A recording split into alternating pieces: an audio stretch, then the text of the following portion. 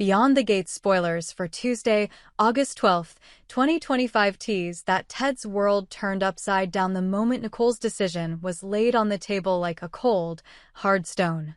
She didn't raise her voice, she didn't cry, she didn't even ask him to explain. She just did it.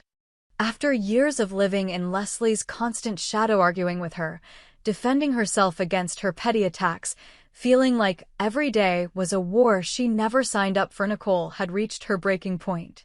And in a move no one could have predicted, she called Leslie herself and made a deal.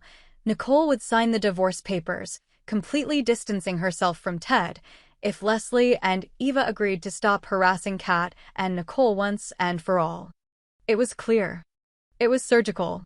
It was the kind of decision that only comes when someone has emotionally detached themselves. For Nicole, this wasn't a bargaining tactic. It is liberation. For Ted, though, it's a shock that lands like a blow to the gut. He knows he's guilty, has been guilty for a long time. The affair with Leslie was a lapse in judgment he can't erase, a mistake that ripped through the trust he and Nicole had built. But in his mind, that didn't have to mean the end. They had been apart before, but he'd always imagined there was a way back. He never thought she'd actually sever the cord completely. It doesn't help that Bill, his longtime friend and fellow flawed husband, seems to be navigating a completely different path. Bill's marriage is ending too, but unlike Ted, Bill wants it to. He's pushing for the divorce with a sort of grim determination, while Ted clings to the belief that what he has with Nicole is still worth saving. The contrast gnaws at him. When Ted first hears Nicole's reasoning, he wants to argue. He wants to tell her that they've survived worse, that love means fighting for each other. But Nicole doesn't seem interested in any more fights, especially not for him. Her tone carries a quiet finality, and he realizes with a sinking feeling that she's already stepped out of the marriage in her mind. The desperation creeps in quickly. Ted finds himself venting to Anita and Vernon, hoping that speaking the words aloud will make them sound less hopeless. Instead, their expressions mirror what he already feels. This is bad. But Anita, pragmatic as always, offers him a lifeline. If you want her back, she says, you'll have to go after her like you mean it. No half measures, no excuses. You'll need to prove you're not the same man who betrayed her. Vernon nods in agreement, his tone gentler but no less firm. The advice sticks in Ted's mind like a dare. But even as he considers it, he knows the road ahead will be brutal. Nicole isn't the kind of woman who forgives easily. Leslie, meanwhile, reacts to the news like it's Christmas morning. The moment she learns Nicole is letting go, she sees the path ahead as clear and bright. To her, this isn't just an opportunity, it's fate stepping in to put things back where they should be. She imagines Ted returning to her side, grateful and affectionate, their connection rekindled as if no time had passed. What Leslie doesn't realize or refuses to accept is that Ted's affair with her had never been built on love. It was a collision of poor judgment and bad timing, a thing he would have undone if he could. To Ted, Leslie's presence is nothing but trouble. She's a walking reminder of the moment his marriage began to collapse, a complication he never wanted in the first place. And Eva's involvement in stirring up drama with Kat only cements his resolve to keep both women as far from his life as possible. Still, Nicole's decision forces his hand. He can no longer coast on the assumption that she'll come around in time. Her choice has created a deadline, one that demands he either fight for her now or accept the end with whatever dignity he has left. Late one night, after hours of pacing and turning over Anita's words in his mind, Ted decides there are only two options left. He can let the marriage dissolve quietly, giving Nicole the clean break she clearly wants. Or he can take the biggest risk of his life, proposing to her again, this time not as the man who betrayed her, but as the man who has learned from it. The thought of proposing again fills him with equal parts hope and terror. It's a gesture that could either rebuild their life together or end it once and for all.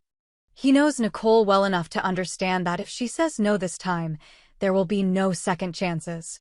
But he also knows that letting her walk away without trying will haunt him for the rest of his life. While he wrestles with his decision, Nicole moves forward with her plans. She meets with her attorney, schedules appointments, and quietly begins disentangling her life from Ted's. She isn't cruel about it. There's no gloating, no public shaming, but there's a firmness to her actions that makes it clear she's committed to her path. In her mind, the marriage hasn't been alive for a long time. The trust that once tethered them is gone, and every attempt to revive it has only left her more certain that some things can't be fixed. The deal she struck with Leslie wasn't just about ending the harassment, it was about finally stepping into a life where she didn't have to carry Ted's mistakes on her shoulders. Leslie, however, begins circling closer. She sends Ted casual messages, little check-ins that disguise themselves as friendly concern but carry the weight of expectation. Ted responds politely, but with the kind of brevity that makes his disinterest obvious. It only frustrates her, pushing her to try more direct methods. Eva, on the other hand, sees Leslie's renewed pursuit of Ted as an opportunity for her own amusement. She fans the flames between them, knowing that chaos in Ted's personal life has a way of spilling over into Kat's, and Eva has never needed much of a reason to keep Kat on edge. In this tangle of motives and shifting loyalties, Ted stands at the crossroads Anita warned him about. Every conversation with Nicole feels like a test, every shared glance an opening he's not sure how to use. He knows the clock is ticking, and whatever choice he makes will define not just the end of their marriage, but the kind of man he'll be when the dust settles. By the time the week ends, Ted has decided he won't fade quietly into the background. He's going to make his move, for better or worse. Whether it ends with a second chance or the final collapse of their marriage, he refuses to let Nicole walk away believing he didn't care enough to try. And somewhere in the distance, Leslie is already rehearsing what she'll say when Ted comes home, not realizing that the home she's imagining never existed and never will. Ted's decision to fight for Nicole pushed him into unfamiliar territory. He had always been able to charm his way back into her good graces before, but this time the stakes were sharper, the air between them thinner. Nicole's resolve was different now. There was no lingering hesitation in her eyes, no soft spot waiting for him to step into.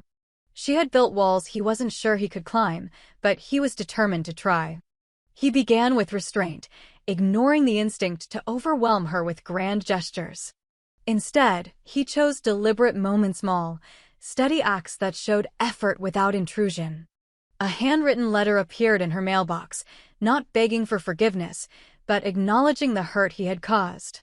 Days later, he sent a framed photo from one of their happiest trips, no note attached, letting the memory speak for itself.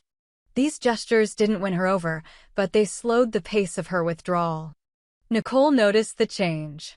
She didn't mistake it for enough. Trust, once broken, wasn't rebuilt by nostalgia, but she also couldn't deny that Ted was no longer acting from impulse. He seemed calmer, more deliberate, and it left her unsettled. She had spent months convincing herself that leaving him was the only way forward, but now he was introducing uncertainty into a plan she had worked hard to keep clean. Leslie, meanwhile, was growing impatient. She had assumed Nicole's exit would be a clear signal for Ted to return to her, but his focus on Nicole felt like a personal rejection. She began showing up in places she knew he frequented: coffee shops, the park, even the grocery store, manufacturing chance encounters. When these failed to open him up, her frustration sharpened into something more calculated. If Ted wouldn't come to her willingly, she would find a way to make herself indispensable again, perhaps by inserting herself into a crisis in his life. Eva found all of this endlessly entertaining. Watching Leslie's hopes rise and fall was like a private sport for her. She fanned the tension whenever she could, occasionally feeding Leslie half-truths about Ted and Nicole's interactions to keep her chasing shadows. For Eva, the game was less about winning Ted and more about keeping everyone in a state of unrest, especially Kat, who still had lingering scars from Eva's earlier meddling. Ted's confidants, Anita and Vernon, could see the pressure mounting. Anita urged him to stay focused on sincerity and consistency, warning him that any misstep would undo his progress.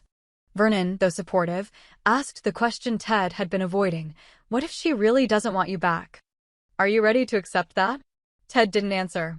Admitting the possibility felt too much like surrender. Nicole kept her deal with Leslie intact, ensuring that Kat was left in peace. But she began to wonder how long Leslie and Eva could keep from stirring trouble. The agreement had quieted some of the noise in her life, yet the constant awareness of their potential interference weighed on her. It was part of why she resisted Ted's renewed attention. She didn't want to reopen a door that could let them back in.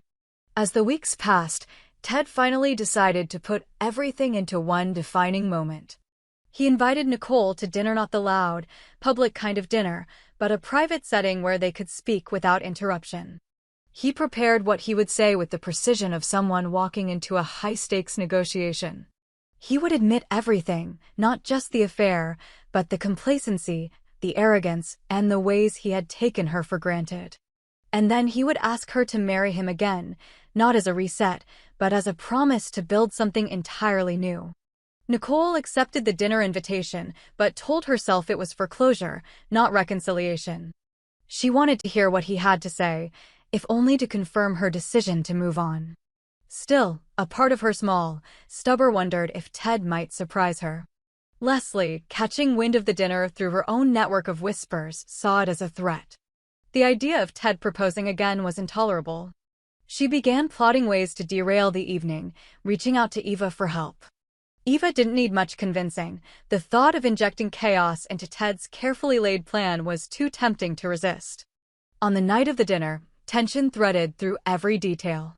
Ted arrived early, adjusting and readjusting the table setting, going over his words in his head. Nicole walked in with guarded composure, noting the intimate atmosphere but keeping her expression unreadable. Across town, Leslie and Eva set their interference in motion, a plan vague enough to adapt but disruptive enough to leave a mark. Whatever happened that night would push everyone closer to a final decision, whether that meant a second chance, a clean break, or the kind of fallout that scattered them all in different directions. Ted knew it. Nicole knew it. And somewhere in the background, Leslie and Eva were counting on it. The dinner began with a fragile politeness, the kind of courtesy that feels more like a truce than a comfort. Ted spoke first, thanking Nicole for agreeing to meet, his voice steady but edged with the weight of everything unsaid. He didn't launch into excuses or pleadings.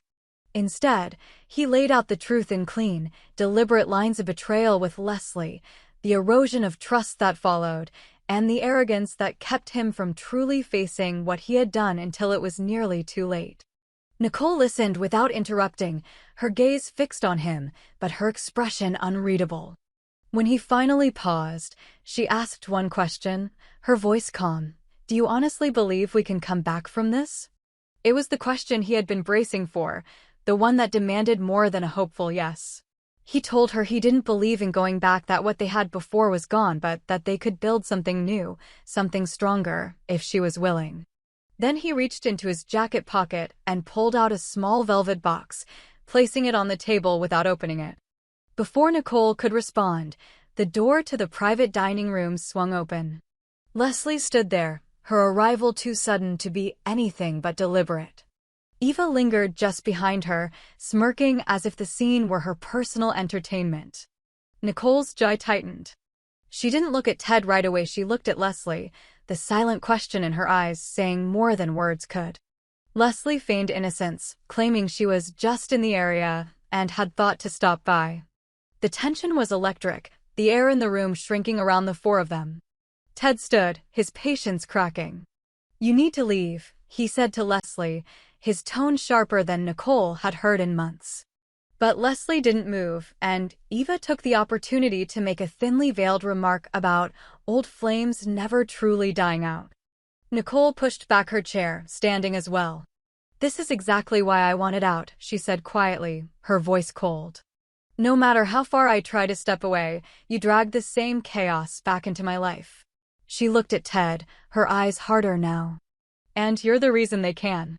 Leslie smiled faintly, sensing a win, but Ted didn't give her the satisfaction.